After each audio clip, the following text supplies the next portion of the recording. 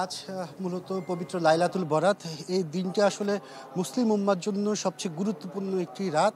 এই মহিমান্বিত রাতকে আসলে বিভিন্নভাবে মুসলমানরা পালন করে থাকেন। আমি যদি বলি, এখন আমি বাইতুল মোকাররমে আছি। বাইতুল মোকাররমের যে চিত্রটি সেটি দেখতেই পাচ্ছেন। এখানে যারা মুসল্লিরা আছেন তারা এইমাত্র কিছুক্ষণ আগে মাগরিবের নামাজ শেষ করেছেন।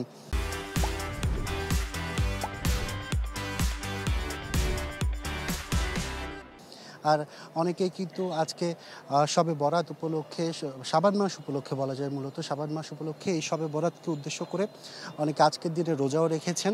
অনেকে ২টি রোজা রাখেন, অনেকে ৩টি করেও রোজা রাখেন। শবে বরাতের একদিন আগে শবে বরাত আর শবে বরাতের পরের দিন, এভাবেই কিন্তু বলা যায় বিভিন্নভাবে এই দিনটিকে আমাদের যারা ধর্মপ্রাণ মুসল্লিরা আছেন তারা কিন্তু পালন করেন। সারা রাত তারা বিভিন্ন নফল ইবাদতের মাধ্যমে আল্লাহর সান্নিধ্য পাওয়ার জন্য মূলত আজকের রাতটিকে বেছে নিয়েছেন।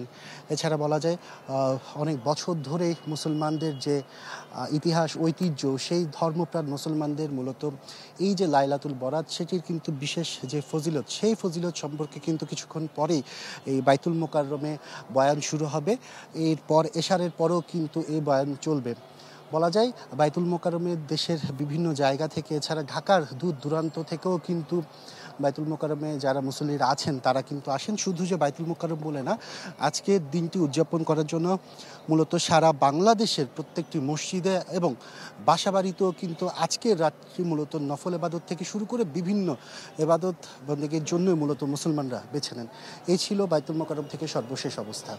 জি আকাশ, ধন্যবাদ আপনাকে আমাদের সাথে যুক্ত হওয়ার জন্য। প্রয়োজনে ফিরবো আবার আপনার কাছে।